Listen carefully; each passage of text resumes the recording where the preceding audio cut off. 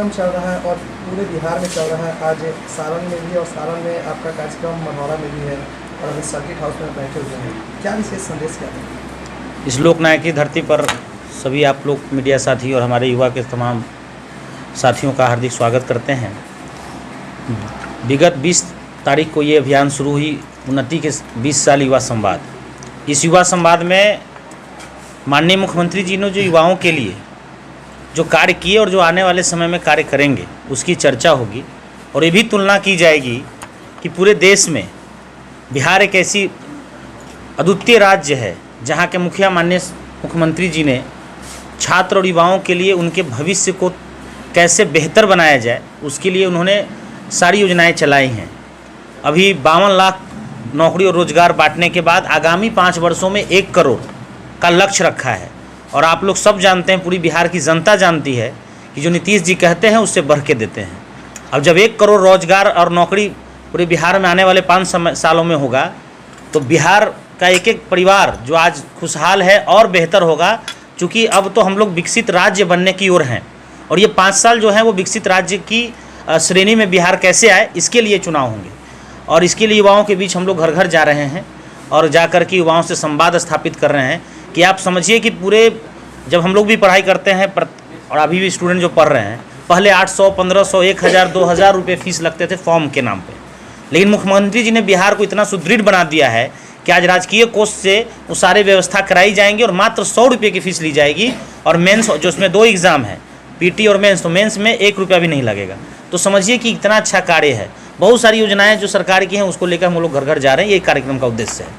नीतीश पटेल जी एक युवा है और युवा का नेतृत्व भी कर रहे हैं। विशेष करके बिहार में युवाओं का उत्थान कैसे होगा, अभी तक जो चल रहा है इससे ज़्यादा चढ़ बढ़ के आपकी पार्टी आगे क्या करेगी? देखिए, जब हम लोग 2005 के बाद, चूँकि हम लोग तो उस समय 7वें, 8वें, 6ठे में पढ़ते होंगे, और जो आज 20-22 साल के लोग हैं उनको शायद ये पता नहीं है, तो बिहार में शिक्षा व्यवस्था के नाम पे भैंसचरवा विश्वविद्यालय, चरवाहा विद्यालय करके चलता था।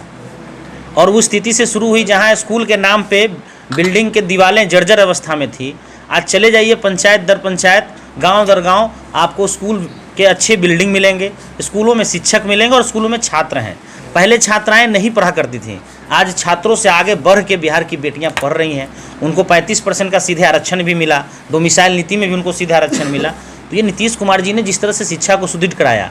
साथ ही एक और बात बताते हैं, बिहार ही एक ऐसा राज्य है देश में, ये गौरवान्वित करने वाली बात है कि जहाँ इतने संसाधन की कमी के बावजूद भी छात्रों को, अगर उसको इंटर के बाद इंजीनियरिंग की पढ़ाई करनी है, मेडिकल की पढ़ाई करनी है, और जिस गरीब के पास कुछ नहीं है, उसके पास रहने को घर भी नहीं था, वैसे लोगों के बच्चे भी पढ़ाई कर रहे हैं, चूँकि उसको नीतीश कुमार बैठे हैं केंद्र बिहार में और 4 लाख रुपये तक का लोन देते हैं। तो ये सब योजनाएं जो हैं ये बेहतर बनाई हमारे बिहार को और हमारे भविष्य को।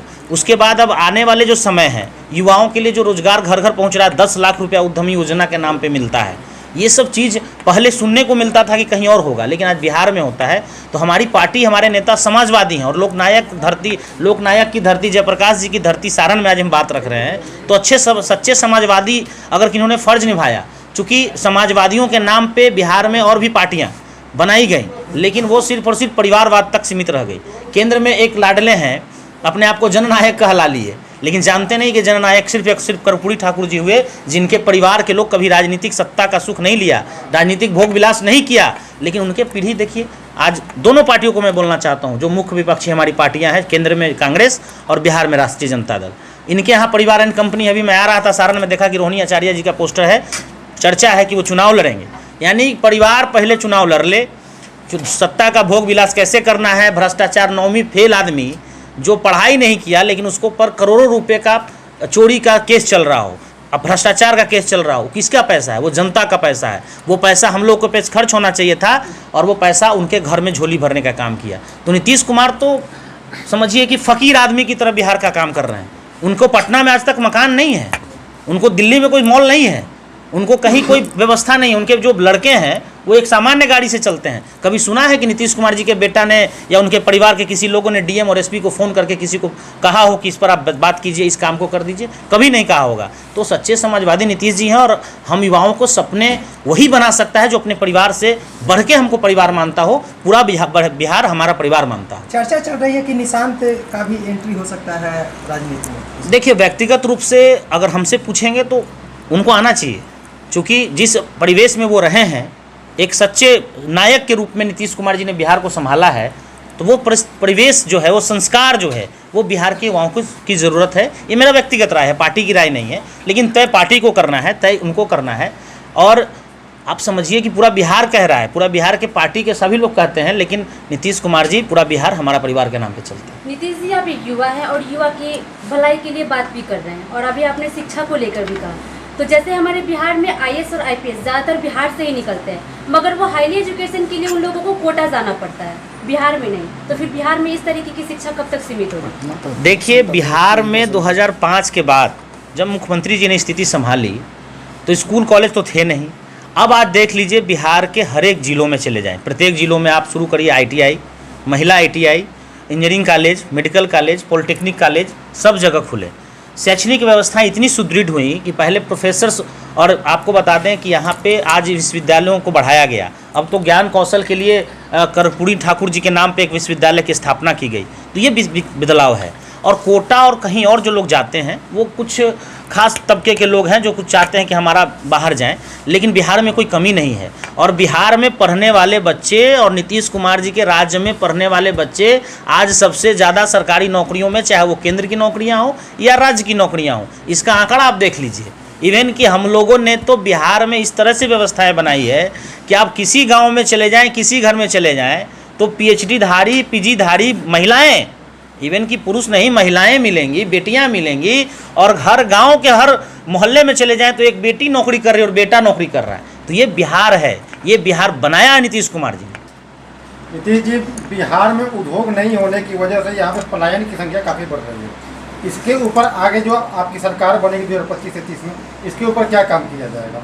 देखिए, मैं कुछ आंकड़े देना चाहता हूँ आपको। उद्योग के नाम पर बिहार में नीतीश कुमार जी के आने के बाद बहुत बदलाव आया।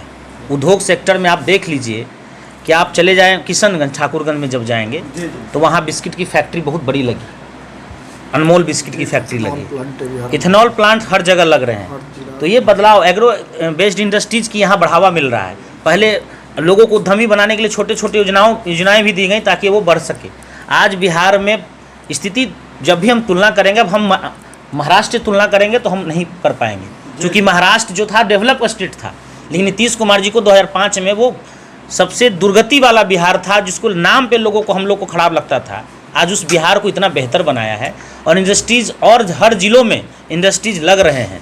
आप चले जाएं, प्लांट जितने, आप रोज़ के रोज़ आप सोशल मीडिया से सब लोग जुड़े हैं, सरकार की योजनाएं जो आती हैं और केंद्र का जो लगातार मदद हमें मिल रहा है, खास करके इस दरमियान में 2024 के बाद से जो बजट आई है, वो विपक्ष इतने कम समझे लोग समझदार हैं कि बिहार की जनता से वोट तो मांगते हैं, लेकिन जब बिहार को केंद्र की सरकार कुछ अच्छे प्रावधानों के साथ एक बड़े बजट विशेष पैकेज देती है तो कहते हैं, वो चिल्लाते हैं संसद में, और यहाँ वोट मांगने आते हैं, यात्रा करने आते हैं। यही कांग्रेस पार्टी ने कहा कि बिहार का ही पैकेज, बिहार का ही ये बजट रहा। इस जो विगत बजट हुआ, आज 3,17,000 करोड़ का बजट हमारा हो गया। तो बिहार को केंद्र की सरकार हो और बिहार की सरकार ने जो बेहतर किया है, और ये कांग्रेस पार्टी को याद होगा कि उसी समय आपने सुना होगा कि बिहार का बजट है, बिहार का बजट करके संसद चलने नहीं दिया। अरे भाई, आपको तो यहाँ आने के साथ शर्म आनी चाहिए कि जिस बिहार को बजट को माननीय प्रधानमंत्री जी और केंद्र की सरकार, एनडीए की सरकार बिहार को बेहतर बनाने के लिए दिया, जिस बिहार को आपके और आपके पुराने जो 90 के पहले वाले भी को मैं कहना चाहता हूँ कि 90 के बाद तो बर्बाद किया ही 2005 तक, और 90 से पहले जो बिहार को बर्बाद किया, वो लोग चिल्ला रहे हैं कि बिहार को पैकेज मिल गया, पैकेज मिल गया, और वहाँ के यहाँ पे बेशरम की तरह वोट मांगते हैं। उनको तो पहले जनता से माफ़ी मांगनी चाहिए, बिहार की जनता से, कि आपके बजट का हमने विरोध किया। वो बजट आज बाढ़ पीड़ितों को मिलेगा, वो बजट असहाय लोगों को मिलता है, वो बजट हमारे जैसे नौजवान, आपके छोटे भाइयों और हमारे जैसे छोटे भाइयों के आगे आने वाली भविष्य के लिए बेहतर बनाने के लिए जो बजट मिला है। तो ये है आज की मौजूदा विपक्ष, और विपक्ष का काम है अनर्गल बात बोलना। SIR का मुद्दा उठा लिया। अरे भाई, चुनाव सुधार प्रणाली हम लोग भी पढ़ते रहे हैं, चुनाव सुधार प्रणाली होती रहती है। पहले हम थंपिंग के जरिए वोट करते थे, आज हम EVM के जरिए वोट करते हैं। आपकी सरकार जब बन जाए तो EVM सही है, हमारी सरकार बन जाए तो EVM गलत है। तो ये तो मुद्दे उनके जो हैं वो बेबुनियाद मुद्दे हैं। अभी जननायक बना लिए अपने आप को। अरे भाई, जननायक एक ही है देश में, वो है आदरणीय दिवंगत जो है भारत रत्न कर्पूरी ठाकुर साहब। उनकी सोच पे पहले आ तो जाइए।